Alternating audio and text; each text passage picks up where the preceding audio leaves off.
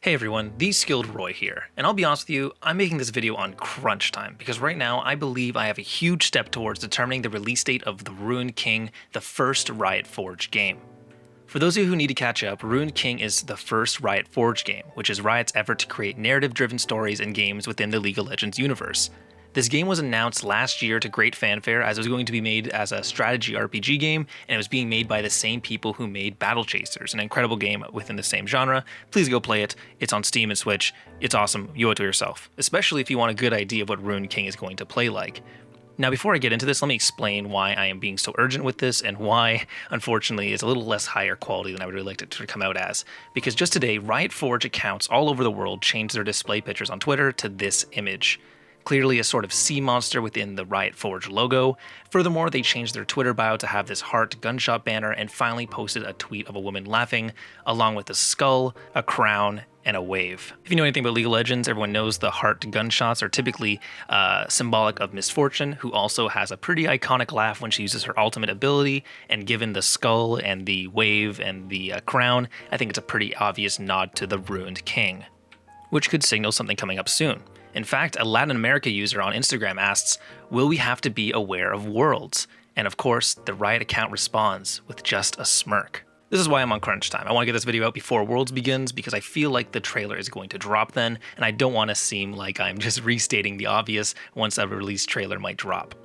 Because at the end of the day, I believe this is not only a release for the game trailer, but I also think it's going to signal the release of the champion, the Ruined King. I want to start off by saying a lot of this is predicated on a variety of assumptions, so any sort of logical conclusion for speculation typically begins with a few assumptions or fair guesses, the number one of which is this: they will not release the Ruined King as a champion, if they ever do decide to make him, before Ruined King the game.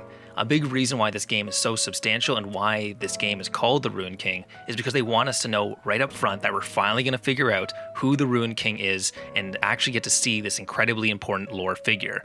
As for right now, we only really know what he's done and what motivated him to do what he did, but we don't really know what he looks like or what he's been doing since the Ruination. If you're not caught up on the lore, you can read more about it, the Ruination, the Ruined King, and all related figures within the wiki. Unfortunately, I can't detail it all in this one video without taking way too long, so I apologize. My next assumption is this: the first champion of 2021 is going to be the Ruined King. How do I know this?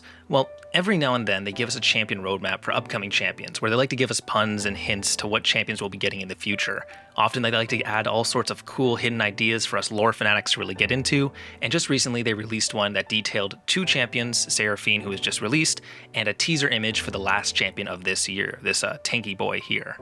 However, in this article, they also use some very specific language. First of all, they state that Seraphine and the unknown teaser image tank champion will be the final champions of the year. Then they also state that the rest of the article will be based on Mundo, the Mundo rework, and the first champion to set sail in 2021. This is accommodated by a picture of a boat to really hammer home the set sail pun, and again, for the sake of length, unfortunately, I'm skipping over the unrelated champion sections and getting to the section that isn't related to anyone but the first champion to set sail in 2021.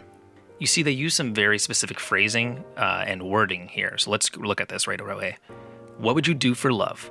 Would you go to the ends of the world? Would you give up everything you have? Would you go to the brink of life and death? If you're willing to do anything, you may find yourself falling for our romantic new jungler.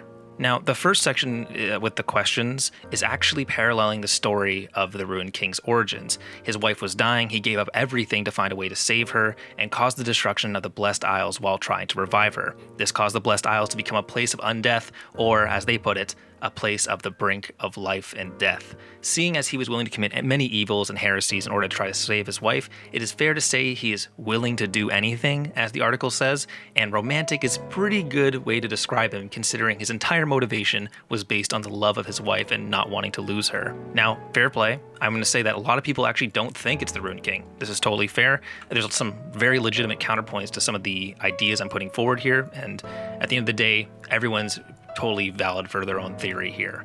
However, I can't really go much further with my theory here without selling you on this one, so if this is a deal breaker for you, I'm sorry, you're probably not gonna be happy with the rest of the video. But if you think this might be just a little grain of truth, I encourage you to watch on. See, every new champion release for Riot is a huge point of possible marketing opportunities for Riot. We've recently seen them advertise a skin line at the forefront with Seraphine, and it isn't too much of an idea to say that the most requested and the most old lore figure within League of Legends wouldn't be given a certain degree of hype built into them. The Ruined King has been an unknown figure in League's history for such a long time, it predates many mysteries that are today now solved. So much so that some people actually thought that this champion would never come out. But if you are assuming that he is the first champion, I think we know a rough time frame as to when he might come out. See, Riot has stated they want to release 6 champions every year. Basic math works out that we're getting, therefore, about a new champion every 2 months, barring any simultaneous releases. Now, we know that the last 2 remaining champions this year haven't come out yet, but timelines place him sometime in December. This means that the 2 months after December, we would be seeing the first champion of the new year, again, roughly speaking. Now, with all these things assumed, I think it's extremely likely that we're looking at a February release for this first champion of 2021. Then, if you believe that that champion is the Ruined King, based on my assumptions, this game could come out prior to him, which means that we're likely looking at a release date within January to February for the Riot Forge game. This is just the basics of the theory. I think with about 99% certainty, we'll be seeing a Q1 release for the Riot Forge game. But what if they want to go the extra mile? See, if you release the game too far ahead of the champion, people will grow very impatient waiting for that champion to come out, especially if it becomes undeniable that it is in fact the Ruined King. But at the same time, like I said, you can't release the game after the champion because a big reason why people are interested in this game is because we haven't seen the Ruined King yet. So with 95% certainty, I believe we'll be getting the champion and the game within the same rough time span. Now, how about when specifically?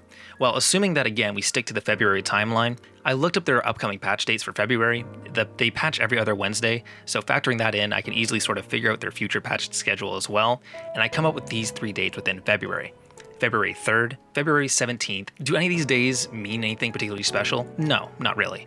But 3 days prior, on a relatively short time before the 17th, we have February 14th, Valentine's Day. What better way to celebrate a holiday based on romance, based on a love to show each other, but to twist it, to show how love can corrupt someone, how it can cause the desperate to commit heinous acts, to make someone who's truly corrupted by the concept of love, that it's to turn them into an evil character. I'm theorizing, based on the League of Legends release schedule and these themes, that the champion will release on the patch day of the 17th, and that the game will come out 3 days prior on Valentine's Day. This accomplishes all the criteria of all my various assumptions and fits extremely well into a dark version of this romantic character. Now, admittedly, this last part here, it's kind of a pipe dream, but I can say with absolute certainty, we're probably looking at a Q1 release and probably a February release. Now, of course, feel free to mock me if the trailer drops at Worlds and I end up being completely wrong, but this is just my basic theory I wanted to get out before the trailer dropped. Anyways, thank you so much for watching. I really appreciate you taking the time to listen to this. I'll see you around. Peace out.